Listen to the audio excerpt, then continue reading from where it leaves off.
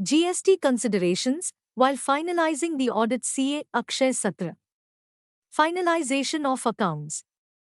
The term finalization of accounts refers to the process of planning and control of activities relating to the preparation of the financial statements of a business entity. There must exist a well-defined system to ensure a. Timely preparation of the financial statements. B. Compliance with the various statutes applicable to the entity, and C. That the financial statements represent a true and fair view of the financial status of the entity. The procedure must encompass all the financial activities conducted or entered into during the financial year of the business entity.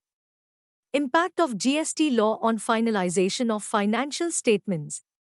The primary objectives of an auditor is to a. Obtain reasonable assurance as to whether the financial statements as a whole are free from material misstatement, whether due to fraud or error, and b. To ensure that the financial statements give a true and fair view in conformity with the accounting principles generally accepted in India of the state of affairs of the entity as at the date of closing of accounts, of its profit loss and other comprehensive income, consolidated changes in equity, if applicable, and cash flows for the year period then ended. To achieve the above stated objective, it is imperative that an auditor should check for compliance with GST law and regulations. Under GST, there is requirement for filing of annual return and reconciliation in Form GSTR 9 and 9C respectively. Previously, chartered accountant or cost accountant was required to certify and submit GSTR 9C. However, from FY 20 to 21, assessee is required to self-certify and submit the same. Due date for submission for GSTR 9 and 9C is on or before the 31st day of December following the end of such financial year. It is evident from the above that the due date for filing of Form GSTR 9 and Form GSTR 9C is 31st of December, following the end of the financial year. The due date prescribed for submission of audited accounts under various other acts, such as Companies Act, 2013, and the Income Tax Act, 1961, is earlier to the date prescribed under the GST Act. Consequently, the business entities and the auditors generally finalize the financial statements and file the same with the Registrar of Companies, in the case of corporates, and the income tax authorities, and then commence the process of preparing the annual return prescribed under the GST Act.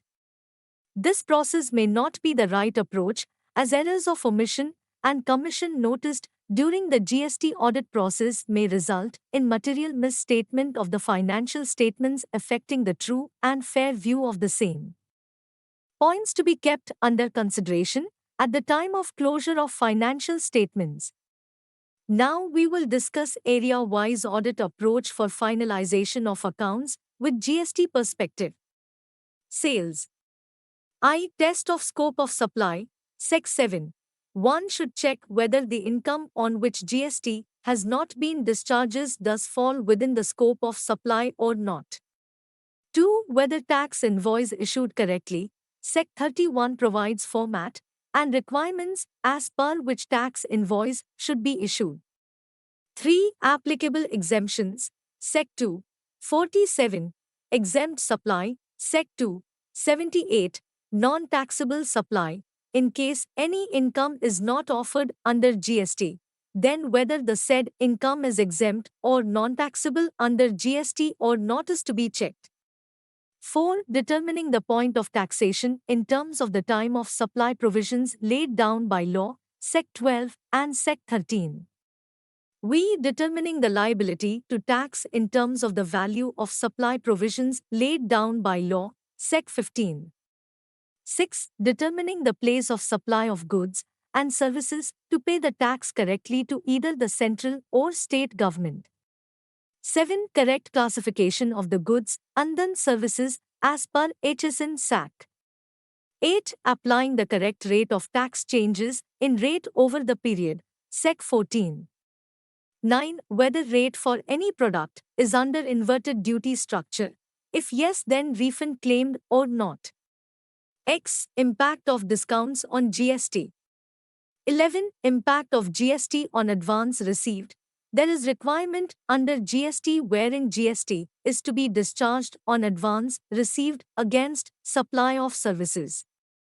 12. Whether branch transfer correctly reported in case of multiple registration. What is the impact of discount provided after the sales are made?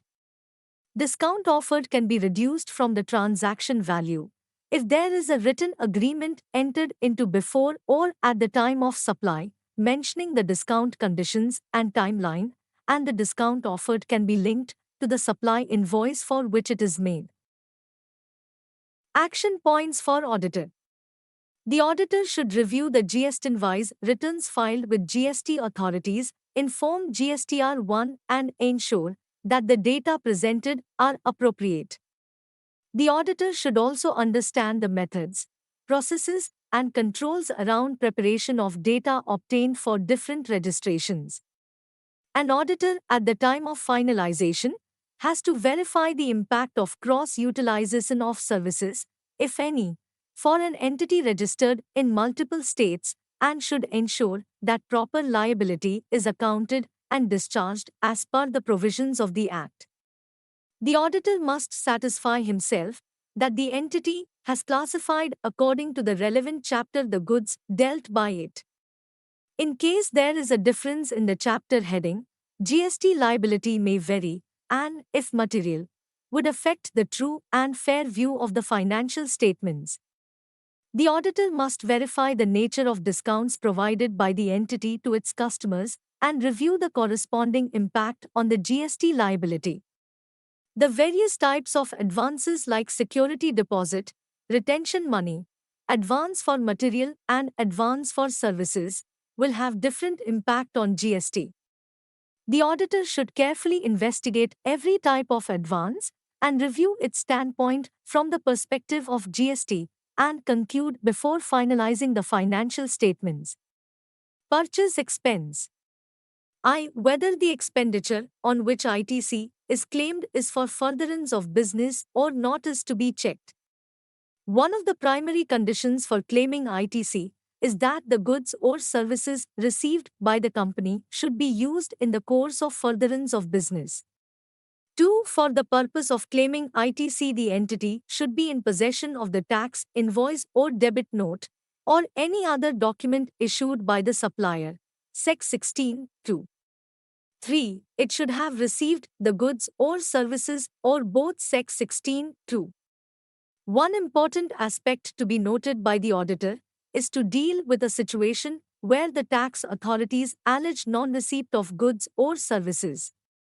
There are various cases where the tax authorities allege that certain transactions of inward supplies are fictitious and that the ITC claimed by the company is not eligible. There can be instances where the company might have contested the allegation, though the credit might have been reversed under protest due to coercion from tax authorities. 4. Test eligibility for claiming ITC and reversal if found ineligible. Sec 17. Section 17 deals with two aspects, one being apportionment of ITC and the second being blocked credits. The first part, i.e., apportionment of ITC, comes into the picture when inward supplies are used for making outward supplies, which are used for making taxable supplies as well as exempt supplies. In such cases, compliance with provisions of Rules 42 and 43, already discussed in the earlier part of this article, should be analyzed. The auditor should specifically check if the compliance is done on a monthly basis, whether the true-up as mandated UR 42 and 43 is done within the prescribed time limit, and, lastly, the accounting for the apportionment UR 42 and 43, whether the amount of reversals recredit is booked to specific expense or a general expense. The auditor should also analyze the method of reporting the true-up effect of Rules 42 and 43 in the subsequent financial year, whether as prior period expense or regular expense. The second part, i.e., blocked credits, is trickier. There has been a lot of controversy on this subject, be it inputs or capital goods. We discharge GST liability on certain goods and services under reverse charge mechanism, Sec 9, 3. 6. Reverse ITC for non-payment to vendors within the stipulated time, second proviso to Sec 16, 2. Let us discuss some common queries at the time of finalization of accounts with respect to expenses. Whether interest and penalty paid under GST are allowed as expenditure at the time of finalization of accounts. Penalty on late payment and interest are to be shown as part of rates and taxes in the other expenses and charged to statement of profit and loss. Whether deduction from employee's salary towards penalty for causing deliberate damages due to wrong handling of machinery is liable for GST levy. The recoveries on account of default by the employee shall not be considered as supplies under GST as the employer-employee relationship subsists and hence it will not attract GST levy. While accounting year-end provisions for services like rent, audit fee, retainer fees, etc. Should it be inclusive or exclusive of GST component? Section 16 of the GST Act stipulates conditions for claiming input tax credit. As per the provisions, unless the goods or services are received by the entity along with the tax invoice or any other tax documents, input tax credit is not available to an entity. Input tax credit should not be accounted in case of year-end entries, as there are no valid tax invoice documents. However, in case of services where RCM is attracted, e.g. import of services, legal fees, GTA, etc., the provision should include GST. Whether ITC on gold coins given to distributor as a business promotion expenditure is allowed? Held no. In case of Biostat India Ltd, GST R Maharashtra. After profit and loss no, we come to balance sheet items. Let us discuss the same in detail. Assets. Property, plant, and equipment. There are certain categories of assets for which input tax credit is not available, and in certain cases, input tax credit is available with restrictions, more commonly known as blocked ineligible credits. 2. Ineligible credits, if any, are to be considered as part of cost of an asset and cannot be treated as input tax credit. 3. Reverse charge mechanism on certain items of capital goods, like plant and machinery. 4. Impact of GST on disposal of assets on which input tax credit may or may not be already taken. Transfer of assets to related parties, distinct persons. Sec 17, 5 provides list of input tax credit which are ineligible under GST. One of them is ITC of motor vehicle, with certain conditions, and ITC on immovable property. At the time of audit of fixed asset addition, the above points are to be kept under consideration. Important are ruling. Whether ITC on civil support structure to plant and machinery is allowed as input credit? Held no. In case of Maruti Ispat and Energy Private Limited, GST R Andhra Pradesh. Whether ITC on malls and building allowed, which are used for lending purpose? Held yes. In case of Safari Retreats Private Limited, Orissa High Court, appeal in Supreme Court pending. Whether ITC available in case of demo vehicles used for furtherance of business? Held no. In case of Katwani Sale and Service LLP, GST R Madhya Pradesh. Whether GST applicable on sale of assets under slum sale?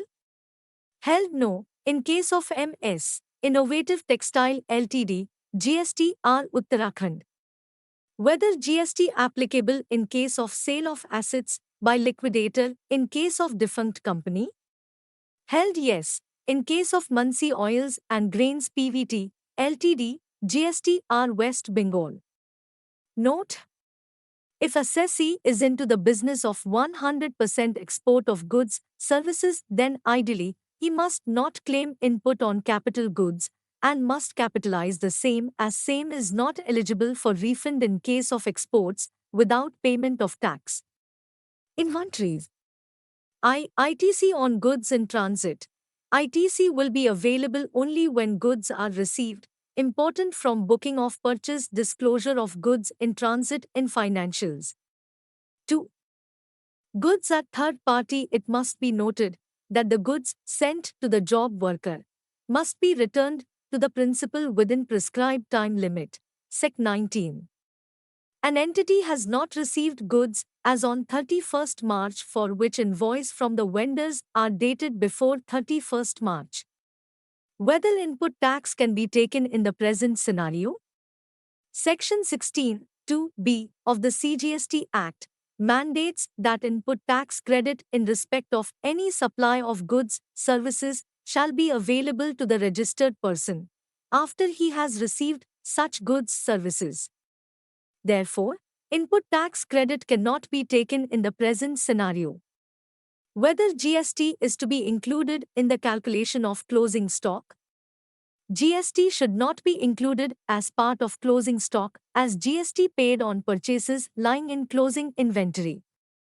The GST component is considered as input tax credit.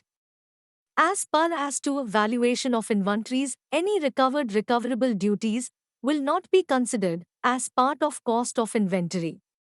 Trade receivable. I export sales, with or without payment, to be verified whether LUT availed or not. 2. Refund claimed pending to be verified. Important information as refund received are to be disclosed under Clause 41 of Tax Audit Report.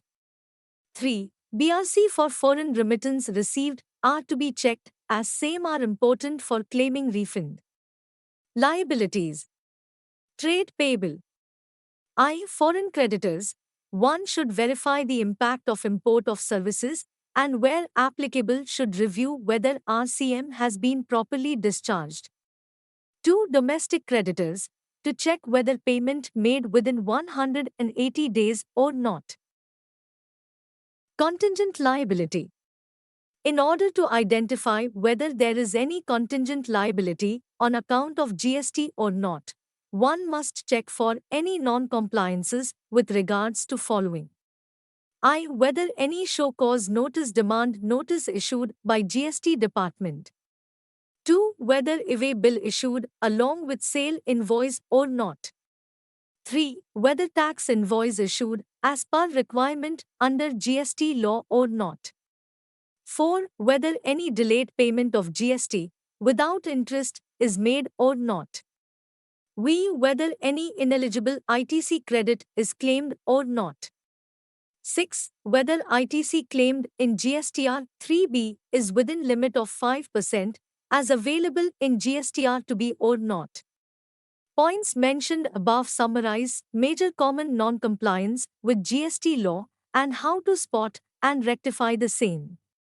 The approach is to review the various line items in the asset and liabilities in the balance sheet and the likely impact that GST law has on them.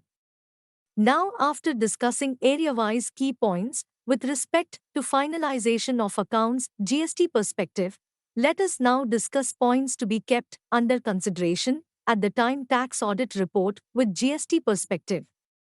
GST and tax audit report. Tax audit report has a considerable amount of disclosure to be made in relation to GST. Following disclosures are to be made under tax audit report. The auditor should ensure proper disclosure of registrations under Part A Clause 4, i.e. all registrations taken by an entity across all states including input service distributor registration. Clause 4. The auditor should have a reconciliation of GST on the various items mentioned as part of inclusive accounting under Income Tax Act. Clause 14. The auditor should verify whether the cost of addition to asset has been properly disclosed in the tax audit report. The cost of the asset disclosed in the tax audit report should be in line with the capitalization policy followed for tangible and intangible assets in the books. Clause 18. Review Form GST DRC 07, Form GST PMT 06, and Form GST DRC 03 forms challans from the GST portal to ascertain if any penalties demands had been paid by the entity. Clause 21A. The auditor should review the payments made after the year end to ascertain if the liability at the end of the year is discharged completely. Sec 43B under Clause 26. Reconciliation of input tax credit claimed during the year. Clause 27. Details of demand raise refund received during the year. Clause 41. To ensure that there are no major material misstatements, it is imperative that an auditor checks compliance with GST laws and rules during the finalization of accounts. The common list of reconciliations, which takes care of the points common mistake mentioned above, which is to be carried out before finalization of accounts, is set out below. I. Balance of electronic credit ledger with ITC in books. 2. Balance of electronic cash ledger with excess cash paid in books. 3. GST paid in cash in March return with payables as per books. 4. Refund claimed in GST portal with GST ITC refund receivable in books. Refund rejected in GST portal with rates and taxes in books. 6. Turnover and output liability in GST returns and books. 7. Adjustments of previous year done in subsequent GST returns. 8. Review of previous year GSTR 9 and 9C. 9. RCM, TDS and TCS compliances. X. ITC reconciliation in Form GSTR to AV in books. 11. Point of taxation for cut-off entries of March. Conclusion. It is often said that tax and accounting are strangers. However, they invariably overlap since both of them are based on underlying transactions. Since the scope of the auditor also includes ensuring correct compliance with various laws including tax laws, in cases where the treatments under the two domains are different, statutory auditors may be required to do a balancing act and suitably customize their audit processes to ensure that the auditors have reasonable confidence in the true and fair nature of the financial statements. Disclaimer: the above points have been discussed not to address issues of any specific industry, but an honest attempt has been made to prepare a checklist from GST point of view before balance sheet of a taxable person is finalized. The points topics discussed above will not only measure the GST preparedness of the assessee, but would also make the taxable person ready with groundwork for filing annual return, prepare reconciliation statement, GST audit, and GST assessment. This is not an exhaustive list of checking. The auditor needs to apply his judgment and professional skepticism and remain alert to all the statutory compliances, including GST. Disclaimer: the views opinions expressed in the article are purely of the contributor.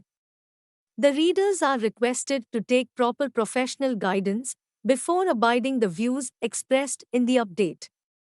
Association disclaims any liability in connection with the use of the information